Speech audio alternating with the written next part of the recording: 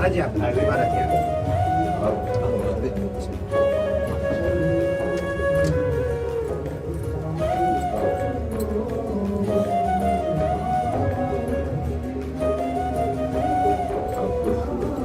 नहीं नीचे बैठो।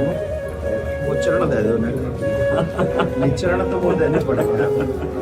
मैं सिर्फ चरण दर्शन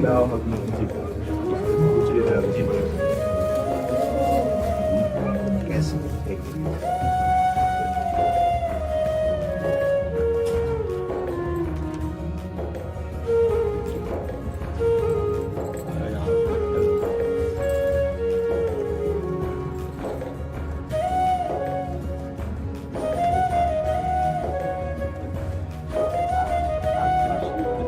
बड़े दिन आपको अच्छा है और क्या बंद करवा आप रिश्ते एक अचानक ही जाना कुछ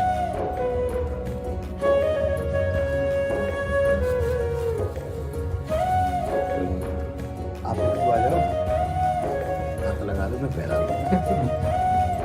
ये आपकी बहू है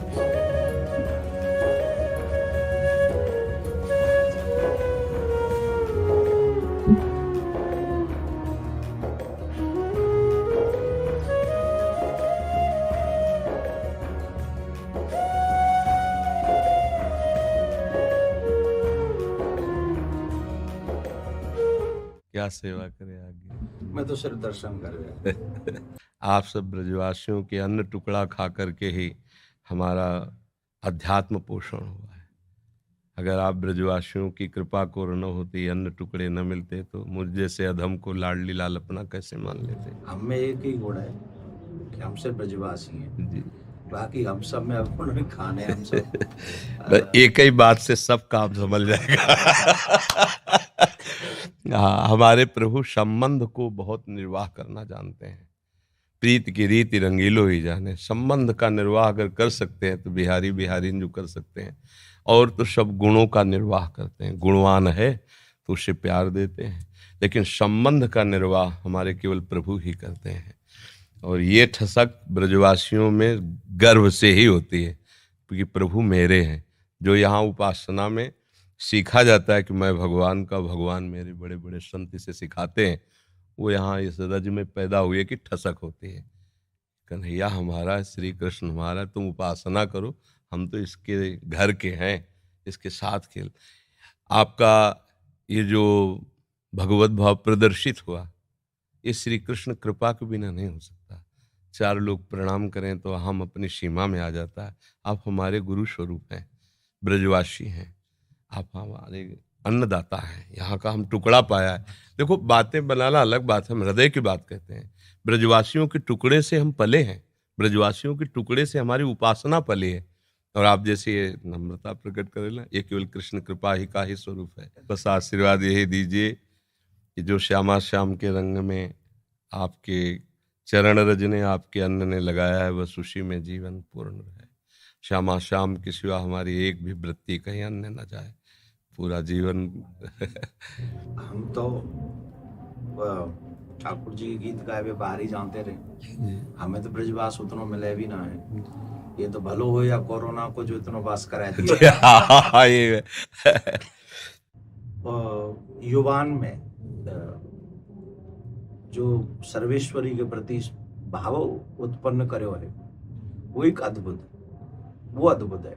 और वाही के लिए चर्चा है, हर एक शहर में चर्चा है। और वो आपको कोई अपना विशेष नहीं, वो जो किशोर जी के प्रति जो आप जगा रहे हैं सबन को, वो बहुत बहुत अत्यंत सुंदर है। और आज के युवा जो चरित्रवान, क्या कहें, या विषय पे हम कह नहीं सकें, कुछ बड़ी विचित्र बात है चरित्र के विषय में। पर आपने जो अभी इतने संत बाहर विराज रहे हैं, महात्मा विराज रहे हैं, ये युवा देखो। हाँ, इस बस ये लाडली जी की मंद मुस्कान से, महाराज जी नाम पढ़े लिखे हैं, कुछ कक्षा 9 सेम टू सेम। आप तो 9 तक गए, मैं तो 1 में ना। आपका देखो, बचपन से ब्रज में जल और ठाकुर जी बलला, बड़े बड़े परमहंस मस्तक में अपने चरण धूलि आपकी। महाराज जी ये आशीर्वाद को मिलो बचपन में। जी बहुत आशीर्वाद ऐसो मिलो कि वो लाड लड़ावे, जी गोद में बैठा बाबा है गोवर्धन वाले बाबा, गोद में बैठा रखे स्वरूप में और प्रसाद पवाए वो, वही सौभाग्य थे हम लोग, उनके आशीर्वाद थे, ऐसी विभूति इनके आज यह कार्य को कर पा रहे हैं। बिल्कुल। और ये जो आपका बाहर जाना है ना, ये हमारे लिए बहुत मंगलमय है। देखो जहां हम नहीं पहुंच सकते वहां हमारी बात पहुंच रही है। आप सब अगर न जाए तो कोई रास क्या है जान नहीं पाएगा। राधा नाम का परिचय हमारे ब्रजवासी इस रज का सेवन करने वाले ही दे सकते हैं। त्रिभुवन में किसी की सामर्थ्य नहीं कि राधा नाम बोल सके। ये वृंदावन रज और वृंदावन रज के रसिक और ब्रजवासी, ये इनकी धरोहर है, इनके सिवा कोई नहीं बोल सकता। ये आगम निगम पुराण अगोचर, राधा नाम आगम निगम पुराण अगोचर, अलक्षम राधाख्यम निखिल निगमई रप्यति तराम, रसाम्भोधे सारम किमपि सुकुमारम विजयते। अलक्ष्य वेदों से श्री लालजू महाराज के लिए नेति नेति वेद कहते हैं। फिर लालजू महाराज जहां रस की याचना करते हैं, मांगत लाल लाड़िलो नागर, प्रगट भई दिन दिन की चोरी, दान दैरी नवल किशोरी। जिनके श्री चरणों को मस्तक पर पधराने के लिए भगवान शंकर ब्रह्मादि शुकादि याचना करते रहते, ध्यान धरते रहते हैं, वही प्रभु हमारी लाडली जू के चरणों में महावर लगाने के लिए सखियों से याचना करते रहते हैं। इस रस को कैसे कोई जानेगा? श्री श्यामाजू के चरणन की बलिहारी, जे है बसत किशोर लाल के प्राणन मध्य सदारी। कहा? किशोर लाल के प्राणन मध्य सदारी श्री श्यामाजू। ये नहीं कि हमें अपने संप्रदाय के कहें। नंददास चापत चरण मोहन लाल, कुंवरी राधे पलंग पौड़ी, सुंदरी नवबाल। ये वो चरण चाप रहे हैं। ध्येयम सदा परिभवग्नम अभीष्ट दोहम, तीर्थास्पदम शिववीरं चिन्नुतम शरण्यम, भृत्यार्थी हम प्रणतपाल भवाब्दिपोतम। ये बंदे महापुरुष ते चरणारविंदम। वो ऐसे चरणारविंद वाले गोरे चरणारविंद की देखो कैसी अद्भुत महिमा है। नंद सुत मन मोदकारी विरह सागर तरन। ये बात अनंत गोपियां जिनके श्री चरण का स्मरण करके शीतलता धारण करती हैं, वो है श्री कृष्ण। और श्री कृष्ण हृदयर्पितम मधुपते स्मरतापमुग्रम, निर्वापयत परम शीतल आश्रयामि। जिनके हृदय की शीतलता लाडली के श्री चरणों को स्थापित करने से होती, वो हमारे गोरे चरण। नंद सुत मन मोदकारी विरह सागर तरन, दास परमानंद छीन छीन श्याम जिनकी, ये कहीं नहीं मिलेगा। आगम निगम पुराण अगोचर, ये सहज माधुरी रूप निधिम, अनभय आनंद कंद में। ये निज संपत्ति वृंदावन बिहारिणी बिहारी जो ब्रजवासियों की है, रसिकों की है, रजोप सेवी जनों की है। तो अहोभाग्य है कि ऐसे अभी जन विराजमान है कि बाहर जाकर राधा नाम, रास, भगवद यश का गान करते हैं तो उनके कानों में लोभ जागृत होता है, भागते हैं वृंदावन की तरफ। अगर हमको रास का परिचय न मिला होता बाहर से तो लोभ कैसे जागृत होता है? वहां देखा, अरे अब ये तो जीवन बन गया, इसके बिना जी नहीं सकते, घसीट लिया। ये महापुरुष जन जा जा करके राधा नाम भगवद यश गान करते, जगत मंगल करते हैं, जगत मंगल। जिस दिन ये बंद हो जाएगा उस दिन जो धुआं उठ रहा है ना, वो ज्वाला बन जाएगी, सुरक्षित कोई नहीं रहेगा। ये जो भगवत यश गान हो रहा है, जो भगवत प्रेमी महात्मा जन निरंतर नाम जप कर रहे हैं, भगवत यश चिंतन कर रहे हैं, लीला चिंतन कर रहे हैं, उनसे सबका मंगल हो रहा है। लोग नहीं जानते हैं ये जो अशुभ है ये भस्म होता रहता है उनकी वाणी से, उनके चिंतन से, उनकी शरीर से स्पर्श की हुई वायु से। और जिस दिन ये मंगल बंद हुआ, ज्यादा दिन नहीं चलेगा, ये भी शास्त्रों के प्रति श्रद्धाएं कम होती चली जा रही, संतों के प्रति ऐसे आचरण व्यक्त हो गए कि अश्रद्धा ही बढ़ रही आगे चल करके। ये जैसे अब देखो अपनी जो पूर्व रास पद्धति थी, धीरे धीरे ऐसे सीरियल चल रहे हैं, ऐसी लीलाएं, कौन उनको देखे? उनको तो भावुक जन पान करते हैं ना, ब्रजवासी बालक भगवत स्वरूप में, वो बस इतना ही उनके लिए काफी। जो प्रेमी जन बाहर देखो धीरे धीरे शास्त्रों के प्रति अंगुली उठने लगी। अब आगे चल करके धीरे धीरे आपको उतरना पड़ेगा, शास्त्र सम्मत वार्ता कोई सुनने के लिए राजी नहीं होगा। ये तो अभी बहुत कृपा है, अभी बहुत कृपा है, सुन तो रहे ना, आगे सुनेंगे नहीं। ऐसी मलिन बुद्धि हो जाएगी, आदर नहीं होगा, शास्त्रों का आदर नहीं होगा, संतों का आदर नहीं होगा, भगवत प्रेमी, भगवत लीला गायन कथा वाचन का, इसका आदर धीरे धीरे नष्ट हो। तब भा भ्रष्टाचारा सब संसारा, धर्म सुनाई नहीं, कान से सुनाई नहीं देगा। तभी अभी सबसे कह देते हैं कि अवसर है, निकल चलो, निकल चलो। प्रियाजू ने अभी अनुकूल अनुग्रह वायु भेज दिए, निकल चलो। नहीं, अगला जन्म होगा और हम भजन करेंगे, ऐसा संभव। अगला जन्म हो और हम भजन करके श्री जी को प्राप्त करें, असंभव। आज न सामग्री शुद्ध रह रही। अगर शुद्ध चीजें देखो, दूध है, घी है, जिनसे हम पवित्र बुद्धि और स्वस्थता धारण करके भजन करें, उनमें यह शुद्धता मिलाई जा रही। किससे हम कहा? छोटे छोटे बच्चों के पास मोबाइल है, जो पूरा संसार घर बैठे देख सकते हैं। संयम के लिए निकले थे। भगवत प्राप्ति संयम पर टिकी हुई है, और संयम भ्रष्ट करने के लिए इतना बड़ा मोबाइल काफी है। अब वो एकांत कमरे में बैठा क्या देख रहा है? जिसने अपने मन का निग्रह नहीं कर लिया। मन का निग्रह करना हंसी खेल है। मनोनिग्रह बहुत बड़ी सिद्धि है। जिसने अपने मन को समेट कर परमात्मा तत्व में लगा दिया, सावई मना कृष्ण पदारविंद, बहुत ये छोटी मोटी स्थिति है। अब वो क्या करेगा? भ्रष्ट हो जाएगा। तो अगला जन्म मोबाइल भेज दिया 30-35 वर्ष से कलयुग ने।